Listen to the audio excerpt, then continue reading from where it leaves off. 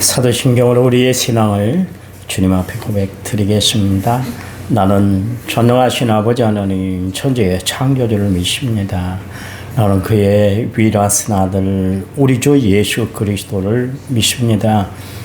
그는 성령으로 잉태되어 동정녀 마리아에게서 나시고 본디오 빌라도에게 고난을 받아 십자가에 못 박혀 죽으시고 장사된 지 사흘 만에 죽은 자 가운데서 다시 살아나셨으며 하늘에 오르셔 전능하신 아버지 하나님 우편에 앉아 계시다가 거기로부터 살아있는 자와 죽은 자를 심판하러 오십니다. 나는 성령을 믿으며 거룩한 공교회와 성도의 교제와 죄를 용서받는 것과 몸의 부활과 영생을 믿습니다. 아멘. 찬송가 430장입니다. 찬송가 430장.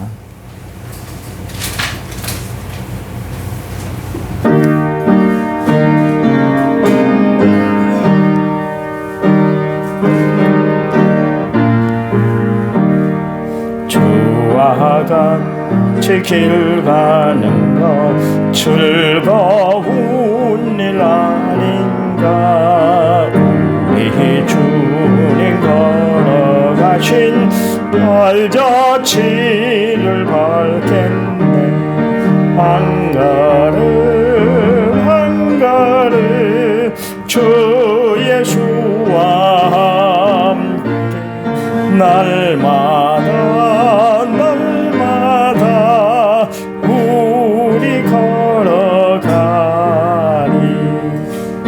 어린아이 같은 우리 미련하고 약하나 주의 손에 이끌리어 생명길로 가겠네.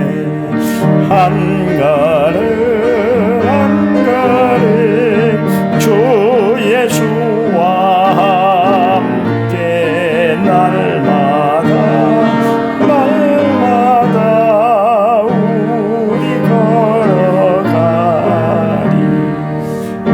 짚있는 들판이나 험한 골짜기라도 주가 인도한 대로 주와 같이 가겠네. 한 걸음 한 걸음 주 예수와 함께 날마다 우리 걸어가리. 옛 선지자의 녹같이 우리들도 천국에 들려 올라갈 때까지 주와 같이 가겠네.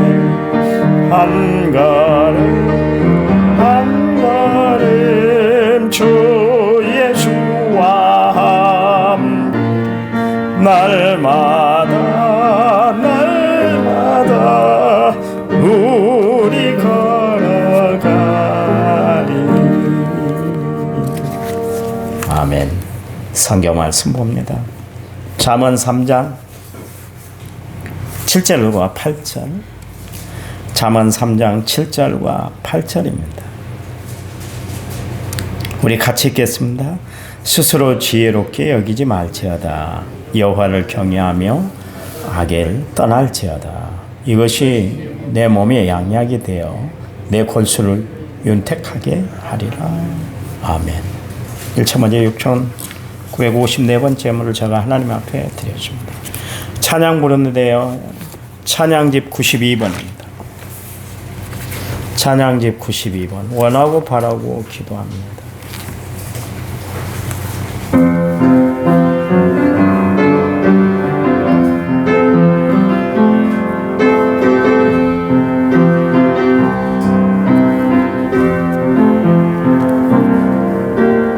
이 세상을 살아가는 동안에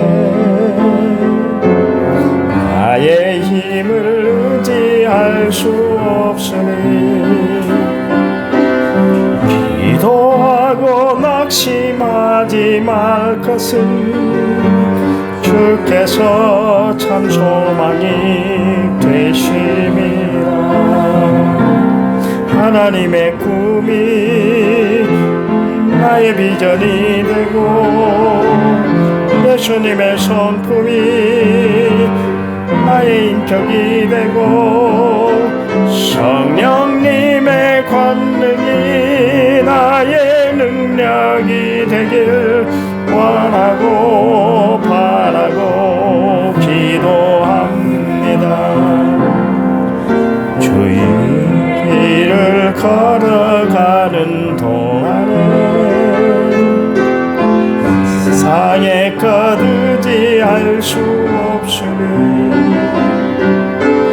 감사하고 낙심하지 말 것은 주께서 참 기쁨이 되심이라. 하나님의 꿈이 나의 비전이 되고 예수님의 성품이 나의 인격이 되고 성령님의 권능이 나의 능력이 되길 원하고 바라고 합니다.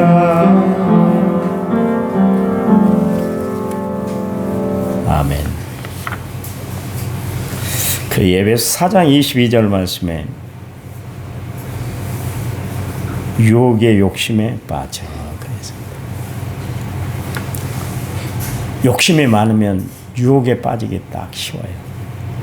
그래서 성경은 욕심 부리지 말고 살 것을 강조하고 있잖아요. 욕심 부리면 안 되는 거예요. 사람들의 문제가 다 욕심에서 생기는 것이거든요. 제가 아침에 어제 그 떡을 제가 참 좋아합니다. 꿀떡이라 그러잖아요. 꿀떡. 그래서 어제 꿀떡이 배달되어 왔길래 내 책상 위에 한 접시 좀 덜어놨습니다. 나 다른 건 욕심을 안 부리는데 꼭 꿀떡이 있으면 제가 욕심을 부리는데 아침에 일찍 나왔거든요. 오늘 일찍 일어났습니다. 오늘도 1시 전에 일어나서 2시 전에 교회로 왔습니다만 그 시간에 그걸 먹었어요. 이 속이 지금 좋을 리가 없죠.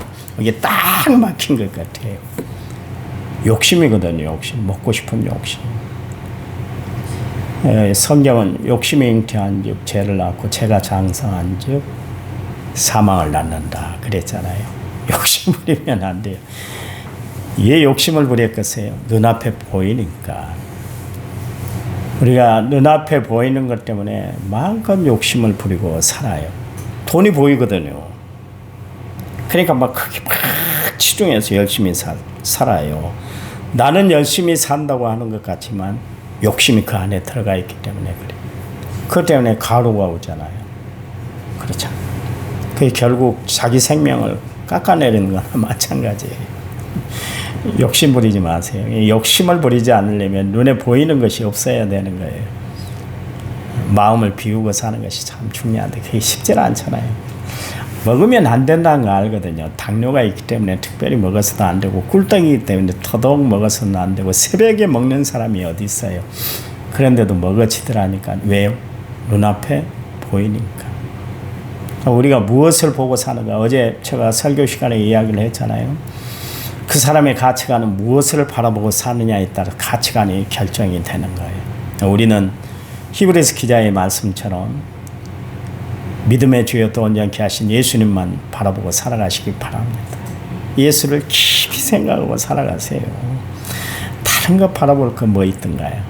예수밖에 없다는 것을 우리는 알 수 있지 않습니까? 그렇잖아요. 수십 년 교회를 다녔음에도 불구하고 하나님의 은혜의 자리에 앉지 못하고 살아가는 사람들이 있어요. 여러분 교회에 있다고 해서 다 은혜 받고 교회에 있다고 해서 다 성령 받고 교회 안에 있다고 해서 다 은혜로운 삶을 살아가는 거 아니에요. 참 진리 되신 예수님을 만나야만이 은혜로운 삶을 사는 거예요. 교회 안에 있다고 안심하면 안 되는 거예요. 나는 교회 안에 있으니까 구원받을 거야. 구원산을 탔으니까 그렇지만 그렇지 않습니다. 은혜 받지 않으면 안 돼요. 하나님의 말씀이 깨달아지는 삶. 은혜라는 것은 뭐냐면 보통 이제 설교 끝나고 나갈 때 교인들이 그런 말을 많이 하잖아요. 제가 그런 말을 들을 때가 있는데, 목사님 은혜 받았습니다. 오늘 말씀이 은혜로웠어요. 이제 그런 이야기를 하는데, 그 이야기는 뭐래요? 깨달아졌다는 거예요. 그동안 몰랐는데 하나님의 나를 이 미련을 벗겨주었구나. 그래서 깨달았다. 그런 이야기를 합니다. 우리가 신앙생활하면서 하나님이 내리게 하신 축복을 누리지 못하고 살아가는 것은 하나님의 말씀을 듣지 못했기 때문이 아니라 들었음에도 불구하고 깨달아 행함이 없기 때문에 그래요. 참 중요한 일입니다. 중요한 문제예요. 이스라엘 백성들이 하나님 말씀을 멀리했나요? 그렇지 않습니다. 그들은 늘 하나님의 말씀을, 율법을 가까이 했던 백성들이에요. 제가 이야기했잖아요. 6살 때 되면 벌써 율법책에다가 꿀을 발라요. 꿀을. 이걸 핥아먹게 합니다. 우리는 기역, 니은, 디귿, 리을 1, 2, 3, 4 곱셈 이런 것을 가르치고 가나다라 이걸 가르친다고 하나요. 유대인들은 그렇게 하질 않아요. 율법책에다가 꿀을 발라갖고 핥아먹게. 그래서 이 하나님의 말씀이 꿀송이보다 달다. 꿀송이처럼 달다는 것을 알게 하기 위해서 그렇게 시청과 교육을 시키는 백성들이 이스라엘 백성들이에요. 그들이 하나님의 말씀을 몰라서 그랬나요? 매번 들었던 말씀이 하나님의 말씀이었어요. 가론 여다가 예수님 말씀 전할 때 저만큼 따로 떨어져가지고 앉아 있었나요? 아니잖아요. 늘 가까이 있었고 예수님 같이 행동했음에도 불구하고 그 천상의 말씀이 들려졌음에도 불구하고 가론 유다는 끝내 예수님을 배신하고 예수님을 팔아먹는 사람이 되고 말았잖아요. 그렇잖아요. 데마가 바울의 그 생명의 복음을 듣지 못해서 세상을 사랑해서 데살로니가로 가서 중이 됐겠어요. 늘 천상의 말씀, 은혜의 말씀이 들려졌음에도 불구하고 듣지를 못했어요. 그 자스피니의 그 설교 말씀에 은혜를 받고 그 부흥사 기질에 은혜를 받았던 한 청년이 따라다녔어요. 늘 가방을 들고 따라다녔던 청년이 있었는데 계속해서 자스피니가 설교를 하는데 당신은 거듭나야 됩니다. You must be born again. 이것을 막 설교를 한 37번, 38번 계속 하는 거예요. 그러니까 하루는 이 청년이 차스피니 목사님한테 그런 이야기를 했어요. 목사님, 왜 설교 레파토리가 그것밖에 없어요? 왜 자꾸 가는 곳마다 당신은 거듭나야 됩니다. 이 이야기만 하고 계세요. 그런 이야기를 했어요. 그랬더니 차스피니가 무슨 이야기를 한 줄 아세요? 그 청년에게 네가 거듭나야 되기 때문이야. 그 말씀을 했다고 그래요. 따라다녔는데도 불구하고 자기는 거듭난 심령이 되지를 못했다. 그런 이야기입니다. 교회 안에 있다고 안심하지 말라니까. 그래서 성경은 항상 우리에게 권면하는 말씀이 뭐냐면 주의하라. 자, 오늘 새벽에도 잠언 4장 말씀을 가지고 설교를 몇 편 만들었습니다. 일찍 나왔으니까 설교를 한 2-3편 만들어 놨습니다. 옛날에는 설교를 다 만들어 놓고 그 다음에 설교를 했는데 요즘은 하나님은 그렇게 안 하시더라고요. 그냥 그때그때 하나님의 말씀을 준비해서 증거하도록 하게 하시더라고요.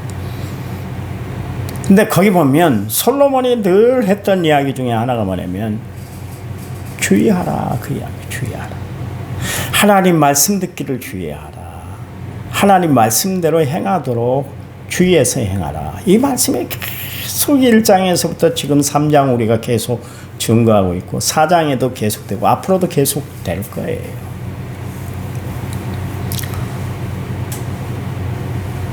주의하라는 것은 뭐예요? 귀담아 잘 듣고 그대로 실천하고 행하라, 그런 이야기입니다. 현대사회에 여러분, 우리가 말씀 듣기가 얼마나 편한 세상에 살고 있어요. 잖아요. 옛날처럼 성경을 안 들고 다녀도 얼마든지 성경을 우리가 들을 수가 있어요. 왜냐하면 핸드폰을 켜면 거기서 하나님의 말씀이 계속 증거가 되고 있기 때문에 그러십니다. 유튜브 들어가 보세요. 한국에서 유명한 목사님들 설교가 착 깔렸는데 길게 들으면 지겨우니까 숏커트로 그 숏 영상으로 한 3, 4분 안에 딱 정확하게 진리를 들을 수 있도록 말씀 딱 그 핵심 말씀이 딱 증거가 되잖아요. 얼마나 말씀이 많이 열려있는 세상인지 몰라요. 그런데도 세상은 여전히 어둡고 캄캄하고 힘들고 복잡하잖아요. 왜 그럴까요? 하나님 말씀을 듣긴 듣는데 말씀대로 행하는 심령이 없기 때문에. 어제 제가 설교 때 이야기했잖아요. 피를 토하듯 내가 펄쩍 뛰듯 이야기했잖아요. 내가 뛰고 싶어서 뛰겠어요. 성령이 뛰게 하시게 하셨는데 기도하라 그랬잖아요. 기도하라고. 안 듣다니까. 안 들어요. 왜 이런 시대가 됐을까요? 옛날에 목사님이 이야기하면 생명처럼 여겼던 시대도 있었는데 지금은 탈권위 시대가 돼가지고 도대체 누구 말도 안 들으려는 그런 시대가 됐어요. 안 들어요. 니는 이야기하세요. 나는 안 들어요. 나는 내 방식이 있어요. 왜 나를 건드리려고 해요? 내 방식대로 살 거예요. 그래요. 지금 이 시대의 위기는 다른 거 아닙니다. 여러분, 매번 정치하는 사람들 다른 이야기만 해요. 정치가가 정치를 잘못했니 어쩌니 그런 이야기를 하는데 가장 중요한 것은 뭔지 아세요? 예수 믿는 사람들이 예수 믿는 백성답지 않고 하나님 자녀답지 않다는 데 있어요. 한번 말 들어봐 보세요. 그 사람이 그 교회 장로요? 집사였습니까? 이 이야기 들어요.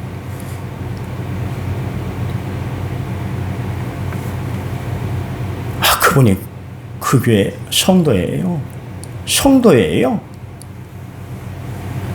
이런 이야기가 비일비재예요. 그건 뭐예요? 진짜 하나님 말씀의 영향대로 살지 않는다는 것이죠. 빛과 소금의 사명을 감당하지 못하고 그리스도의 향기를 바라지 못하고 악취만 풍기고 살고 있다는 거예요. 왜 악취가 날까요?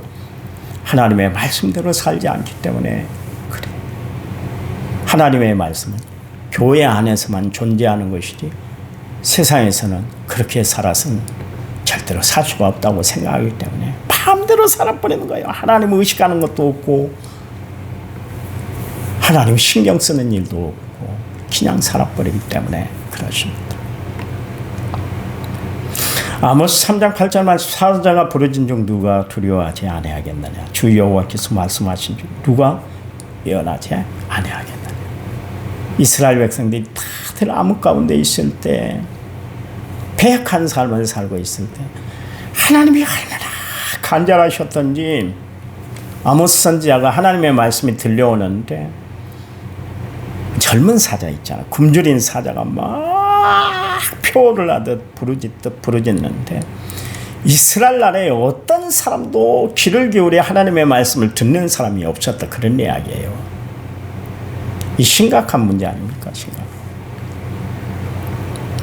그러면서 아모스 8장 11절 말씀에 주 여호와의 말씀이니라. 보라, 날이 이를지라 내가 기근을 땅에 보내리니 양식이 없어 주림이 아니요 물이 없어 가람이 아니요 여호와의 말씀을 듣지 못한 기근이다는 것이에요. 하나님의 말씀을 듣지 않고 귀를 딱 막아버렸다. 그런 이야기예요. 이게 기근이라는 거예요. 여러분 지금 올해 눈이 안 와가지고 작년에 눈이 안 와서 올해 어떻게 농사 짓지 걱정하시잖아요. 농부들은. 그게 지금 걱정할 일이 아니에요. 가장 심각한 문제는 뭐냐면 하나님의 말씀을 듣지 않아. 귀를 딱 막아요. 듣는 척 하거든요. 들었다면 이렇게 신앙생활 하겠어요? 그렇잖아요. 들었다면, 마음에 새겼다면. 그냥 주일날 그냥 인문학 강좌 듣고 가는 것 같아요. 내가 봐서는 인문학 강좌. 그냥 마음의 양식을 좀 쌓았네. 저렇게 살아야 되겠네. 하나님이 힘 주신다는데, 용기 주신다는데, 그래 잘 살아보게 그냥 한번 해보지? 그리고 돌아가는 거예요. 그 말씀이 내 신비에 새겨지질 않아요. 그러니까 문제예요. 현대교회는, 현대사회는 이게 문제예요. 하나님은 정치하는 사람들에게 관심을 두질 않아요. 경제를 이끌어가는 사람들에게 하나님은 관심을 두지 않고 예수 믿는 우리에게 유일한 관심이 있는 줄 믿으시기 바랍니다. 예수 믿는 우리에게 유일한 희망을 두고 계세요. 우리가 아니면 세상을 변화시킬 능력이 없기 때문에, 우리가 아니면 하나님의 일들을 감당할 수 있는 사람들이 없기 때문에 그래요. 그러니 내 한 사람이 얼마나 소중한지 몰라요. 여러분, 소중성을 가지고 살아가시기 바랍니다. 오늘도 여러분을 찾고 계신 분이 하나님인 줄 아시기 바랍니다. 호세아 6장 3절 말씀에 그러므로 우리가 여호와를 알자, 힘써 여호와를 알자. 그가 나타나시면 새벽빛같이 어김없나니 비와 같이 땅을 적시는 늦은 비와 같이 우리에게 임하시리라 하니라 그러십니다. 지금 내리는 비가 늦은 비예요. 이스라엘 사람들은 늦은 비와 이른 비가 내리고 그 안에 장마비가 내립니다. 꼭 3번만 내립니다. 우리는 수시로 내리잖아요.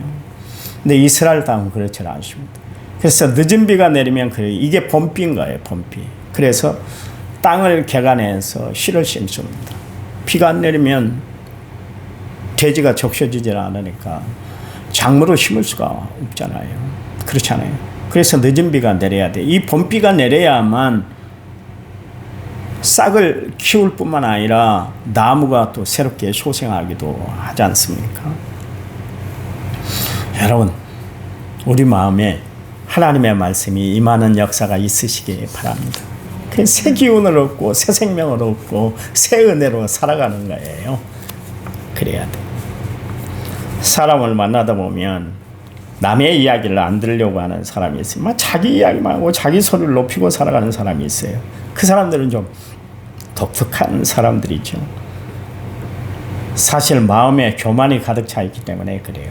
나만 알고 나만 바르게 살고 나만 형통한 줄 알고 그래요. 지금 난리 구석입니다. 김문호 목사님이 욕설 파문 때문에 난리 법석인데 지금 유튜브만 틀면 김문호 목사님 막 깎아내리는 말만 하는 사람들이 있어요. 우리 교단에도 그 사람이 있습니다. 자기는 의로운 줄 알고 자기는 착한 줄 알고 자기는 잘 나간 줄 알고 자기는 하나님 앞에서 한 번도 흐트러지지 않는 자세로 목회를 하고 있는 줄 알고 그런 이야기를 하고 막 소리를 지르고 난리를 피우는데, 이럴 때 내 자신을 되돌아봐야죠. 남을 비난하기 전에 내 자신을 되돌아봐야죠. 하나님이 나에게 경성하라고 주시는 세상의 사인이요. 나는 얼마나 의롭습니까? 나는 얼마나 깨끗해요? 나는 얼마나 바르게 살았어요? 그 말할 자신이 있어요? 남을 비난하고 비판하고 평가하고 판단할 자신이 있냔 말이에요. 여러분, 그런 이야기 들으면 에이, 목사도 썩었네, 교회도 끝났네, 이런 이야기 하지 마세요. 내 자신을 되돌아봐 보세요. 나는 얼마나 바르게 살아가고 있는가. 남을 손가락질하기 전에 내 자신을 되돌아보라. 많은 사람들이 비난의 돌팔매질을 하고 있을 때, 하려고 할 때 예수님이 말씀하셨잖아요. 너희들 중에 죄 없는 자들이 먼저 돌로 쳐. 그랬더니 양심의 가책을 느껴서 다 뿔뿔이 흩어졌잖아요. 그게 인간이요. 의로운 척 의로운 돌을 들고 비판의 돌을 들고 판단의 돌을 들고 사람을 내리치려고 하는데 그도 인간이고. 그러니 모든 일들을 통해서 자기를 성찰하고 자기를 바라보는 것이 참 중요하다, 그런 이야기예요. 근데 초대교회에 디오드레베라는 장로가 있는데 이 사람은 모든 판단 근거가 자기였어요. 남 이야기는 듣지도 않고요. 남 이야기를 어떻게 그렇게 잘하는 사람인지 모르겠어요. 그래서 남을 깎아내리고 자기 마음에 안 들고 비위에 거스르면 다 교회에서 내쳐버렸어요. 너 나가. 너 같은 인간은 우리 교회에 필요 없어. 그러면서 다 제거를 해버렸던 사람이 디오드레베입니다. 교회 안에 이런 사람이 있으면 교회는 정말 복잡하고 힘들고 어려운 거예요. 여러분, 교회 안에 내가 어떤 자세로 있어야 할지 자세히 한번 살펴보시기 바랍니다. 여러분, 우리가 살아가면서 지혜를 얻어야 될 게 뭐냐면, 나 역시 중요한 사람이지만 남 역시 중요한 사람이에요. 왜 나만 귀합니까? 왜 나만 잘났다고 생각을 해요? 아니요. 다 중요한 사람이고 다 귀한 사람이에요. 그래서 주님이 우리를 이야기할 때 존귀한 자다 그래서 존귀한 자. 하나님도 나를 마음대로 평가를 안 하세요. 존귀한 자라고 세워주셨어요. 그러니 남을 귀하게 여기고 살아가시길 바랍니다. 그래요. 내일 또 설교하겠습니다. 집에 가셔서 남편을 바라보면서 아이고 이런 인간이 그러지만 이런 존귀한 사람이 아내를 바라보면서 또 직장에 나가서 어떤 사람을 대하든지 간에 이렇게 존귀한 사람이 그 마음을 한번 가져봐 보세요. 얼마나 그분이 소중하게 와닿는지 모를 거예요. 하나님 감사합니다. 오늘을 주신 하나님 앞에 감사합니다. 오늘을 이끌어 주실 하나님 앞에 또한 감사합니다. 주를 소망하며 살아갈 때 우리의 모든 삶에 하나님이 합력하여 선을 이루도록 축복해 주시옵소서. 오늘 하루가 평안롭고 은혜롭고 기쁘고 감사가 넘치도록 하나님이 역사해 주실 줄 믿습니다. 이제는 길이요 진리요 생명 되신 우리 주 예수 그리스도의 은혜와 하나님 아버지의 지극하신 사랑과 성령님 위로교통 은혜 충만한 역사가 오늘 말씀을 받아 그 말씀대로 정말 남을 귀하게 여기고 살아갈 줄 아는 믿음을 우리에게 허락하신 주님, 그 말씀대로 살기를 간절히 소망하는 모든 성도들 위해 이제부터 영원토록 함께 하시기를 간절히 축원하옵나이다. 아멘. 아멘. 합심해서 기도합니다.